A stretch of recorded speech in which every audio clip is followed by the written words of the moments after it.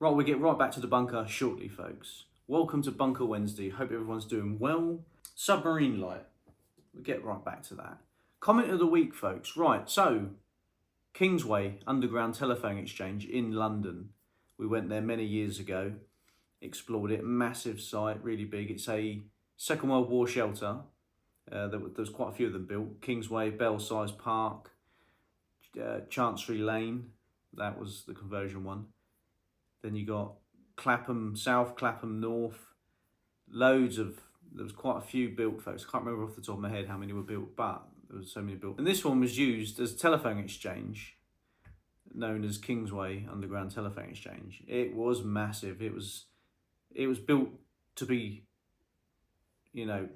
nuclear proof, basically. It had ventilation, its own generators, its own kitchens, sleeping accommodation. And this was all the way up till like the 90s, I think it was.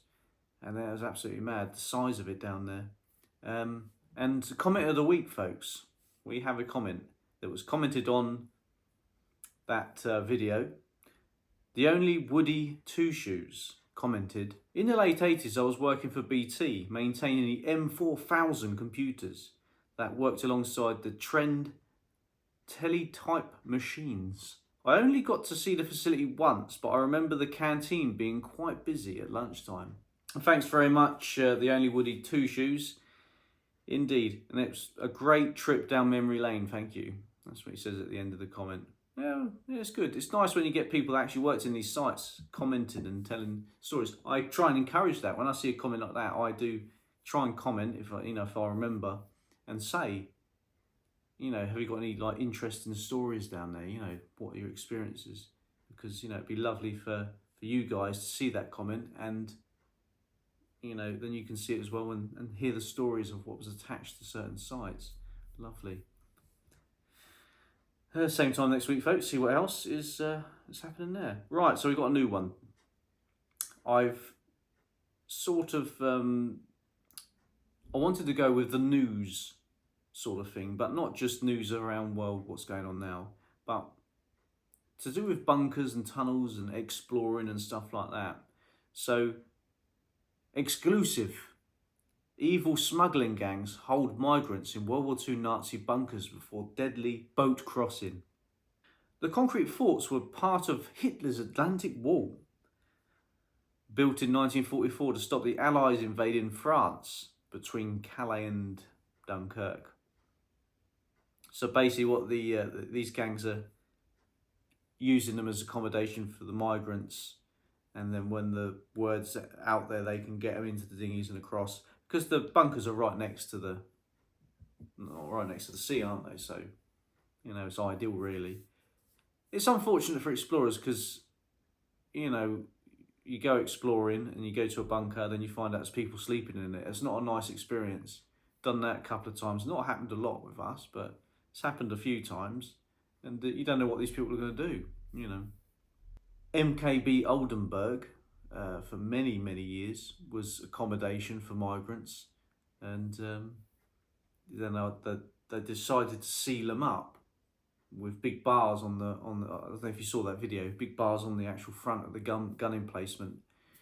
But someone still cut through it, That's the only unfortunate thing for, explorers as well, because if the migrants start camping out in these bunkers, the authorities are going to start sealing the bunkers up. Then that stops us exploring inside them. It's unfortunate. We was in Battery Todd a couple of times this happened, and the police turned up. They had the guns on their holster and stuff like that. Stuff, don't really see here. Well, it's actually getting more and more over here, isn't it? And the first lot told us to get out, and they spoke English. But the second time we went back, and the police turned up again. It's all on film, folks, all on film. And they turned up again, and they didn't really speak very good English. And they sort of just left us to carry on. That's quite funny.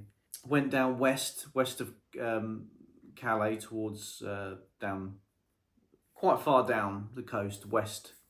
And you could see police on the cliff tops looking out, looking down, looking everywhere. And then over towards Dunkirk, when we was there about a year and a half ago, there were police in the dunes walking around. But the police can't do anything. As it says here, What was that? Police are aware of what's happening, but there isn't much they can do. There isn't. What can they do, folks? Here's a couple of photos. If I can get these photos on there of what the bunker situation looks like at the moment. This is dated 27th of April 2024, so it's quite a few months ago, but you know, it's still relevant, isn't it? I wonder where them bunkers are, to be honest, because I can't picture where they could be. Oh, what's this? The blockhouse is on the outskirts of a small town of Grand Fort Philippi. Include a former anti-tank gun garage, weapon storage rooms. So news of the week, folks. I'm not going to go in depth too much. Just a quick highlight of a bit of news, what's going on. I'm not going to read the whole article out, do you know what I mean? So news, comment of the week. Right, this submarine light.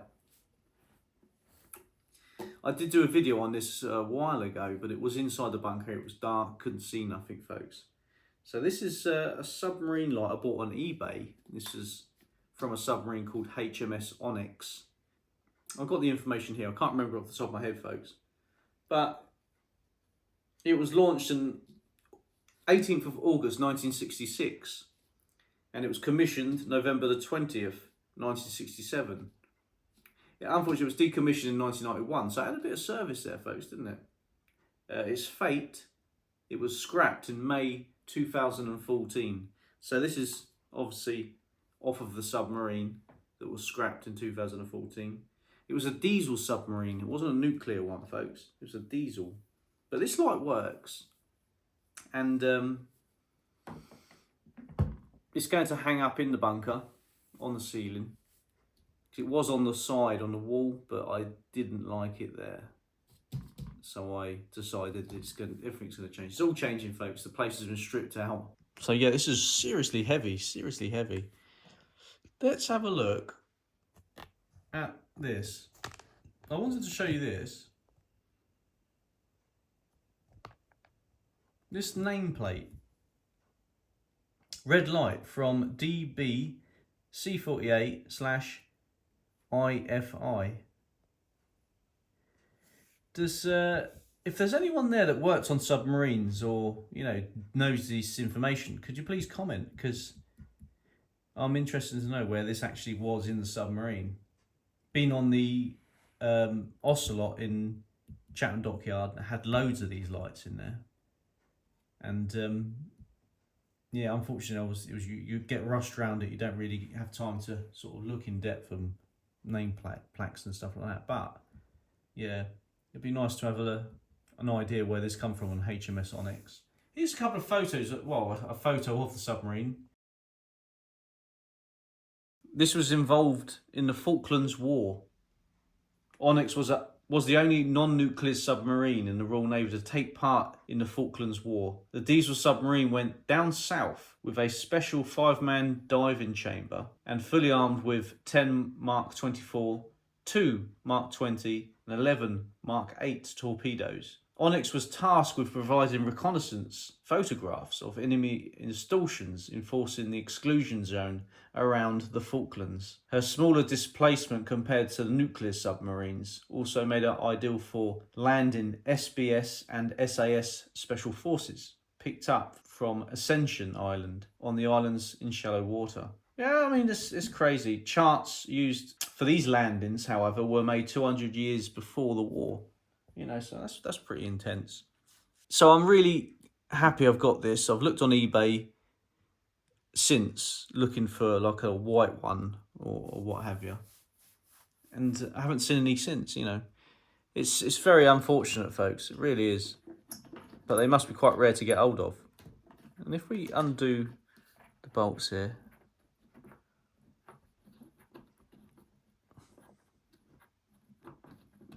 we can get it off. There we go.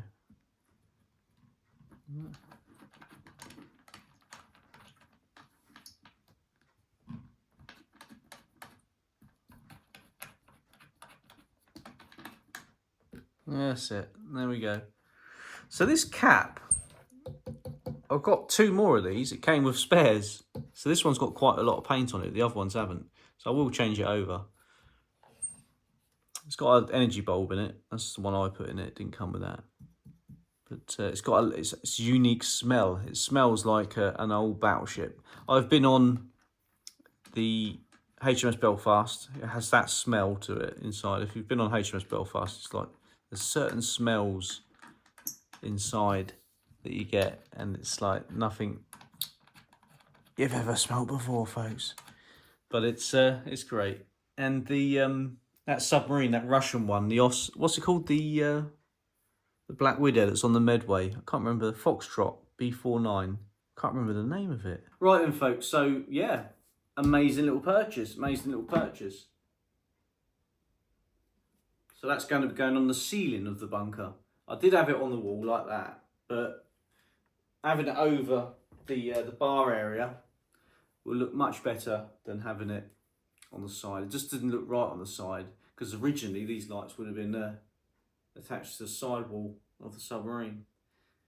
Yeah, different locations, different ones on there. So, right, so let's head to the bunker, folks, and see what updates have been going on in there. Let's go.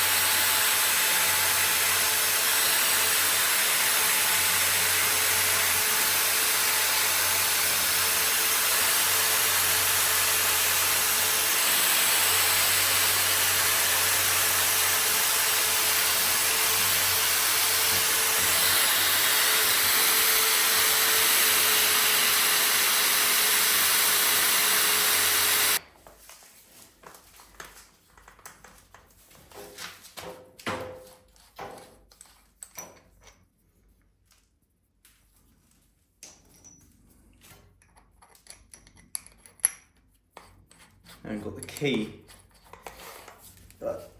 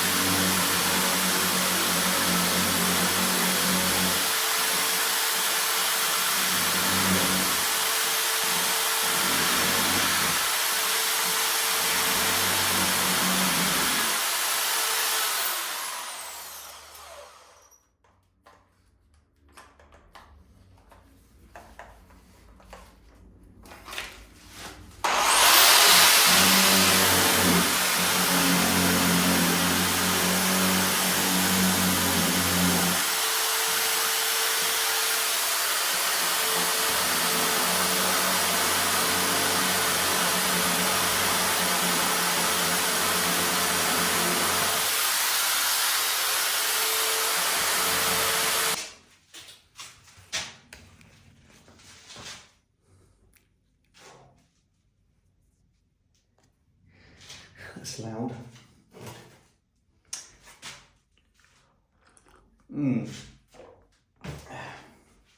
So I got this on eBay.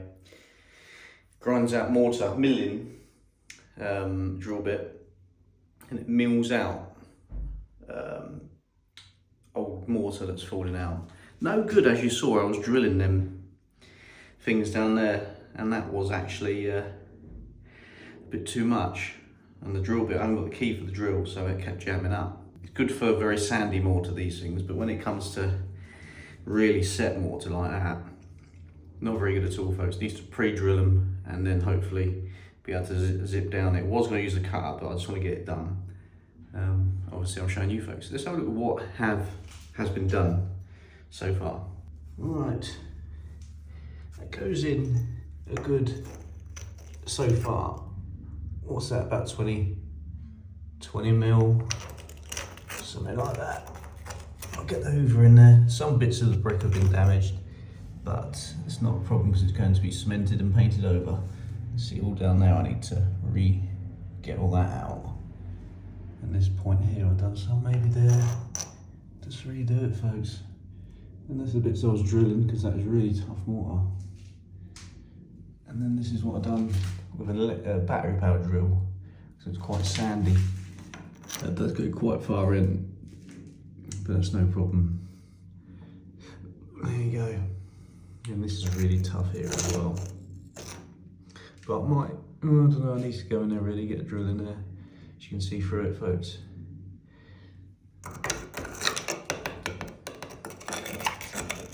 Looking good though.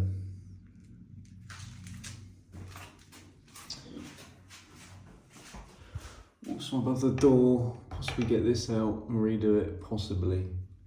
Not sure yet. Looking good, folks. At the top there, I pulled all that out because that was all cracked. All along there, I'm going to fill that with cement a little bit and then top it off with sealant. Not bad at all. Right then, folks, thanks very much for watching. More updates as they come. Sorry this one's not Wednesday, but yeah, more on my mind Wednesday than yeah. So yeah, thanks very much. Check out Instagram, Facebook and all that jazz, and see you next week. Cheers.